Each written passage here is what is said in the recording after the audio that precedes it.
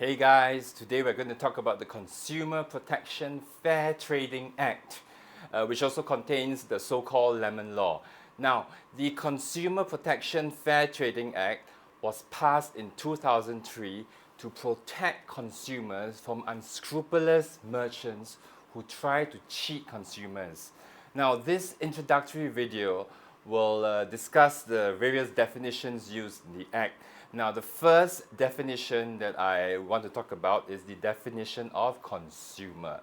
Now, a consumer refers to an individual who receives or has the right to receive goods or services from a supplier, or has a legal obligation to pay a supplier for goods or services that have been or are to be supplied to another individual.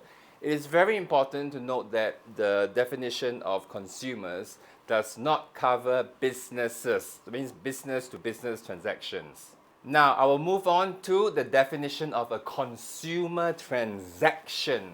A consumer transaction is defined as A, the supply of goods or services by a supplier to a consumer as a result of a purchase, a lease, a gift, a contest, or other arrangement, or an agreement between a supplier and a consumer as a result of a purchase, a lease means something like renting, a gift, a contest, or other arrangement in which the supplier is to supply goods or services to the consumer or to another consumer specified in the agreement, but does not include buying immovable property. That means immovable property means like offices, HDB flats, condominiums, or land.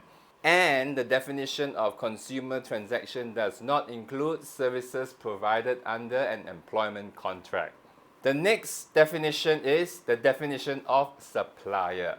What is a supplier? Well, under the Act, a supplier refers to a person who, in the course of his business, provides goods or services to consumers, or manufactures, assembles, or produces goods, or promotes the use or purchase of goods or services, or receives or is entitled to receive money or other consideration. Consideration means something you get in return, as a result of the provision of goods or services to consumers. It is important to note that the Consumer Protection Fair Trading Act does not apply unless the supplier or consumer is resident in Singapore, that means is in Singapore, or the offer or acceptance relating to the consumer transaction is made in or is sent from Singapore. Section 4 of the Act defines the meaning of unfair practice. Well, unfair practice is defined as when a supplier does or say anything or does not do or say anything if, as a result of saying something or not saying something, might reasonably be lead a consumer to be deceived or misled. For example, saying that the discounted price for an item is only for 2 days only, when he knows that the discount will actually last for 2 months, so he's deceiving or misleading the customer. Or he omits to tell an important fact about the product. For example, I once bought a cartel lamp from a certain store, and they failed to tell me that the bulb is a very, very unique and difficult to find. You cannot find a bulb in Singapore. You basically have to order it from Europe. So I had to have the whole thing, the whole bulb. When the bulb eventually blew, I had to have the whole thing removed and get a so-called normal bulb, a normal bulb that can be easily be found in Singapore. Now, not telling such an important fact can amount to unfair practice. Another example of an unfair practice would be making a false claim. For example, a supplier lying that goods are made in Japan when they are actually made in China, or a supplier saying that their goods are of premium quality when they are actually of low quality.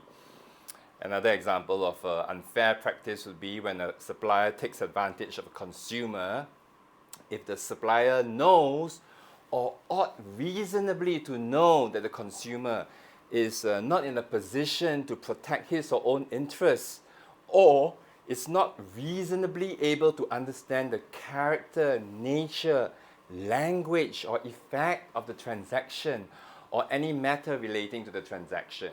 This could happen if, for example, a supplier targets an elderly person suffering from dementia and charges a ridiculous price for an ordinarily cheap item. You may have read of newspaper articles where elderly people go to hair salons for a haircut, and then they are sold hair rejuvenation packages worth thousands of dollars. You may have also seen Facebook posts of people complaining online of salespersons enticing elderly persons entering into their shops, where the salespeople then use high pressure sales tactics to get these elderly people to buy packages of whatever, usually worth thousands of dollars. And such tactics would be considered taking advantage under the Act. Well, examples of what constitutes unfair practices are so long that the second schedule of the Consumer Protection Fair Trading Act actually gives you, the second schedule, 27 examples of unfair practices. It's too long for me to read it all out, so if you're interested, you can go and read the Act.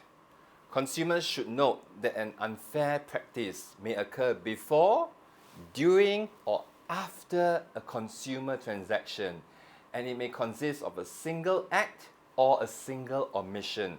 When determining whether a person has engaged in an unfair practice, the court will take into account the reasonableness of the actions of that person, as well as an act or omission by an employee or agent of that person, which is also deemed to be an act or omission of the person if it occurs during the course of his employment or when an agent is performing his duties. So for example, if I own a shop selling facial products and my employee who has entered into an employment agreement with me engages in unfair practices, if a claim is made against me, I will be liable even though my employee was responsible for that unfair practice.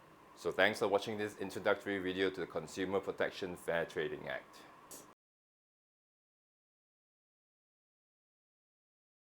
So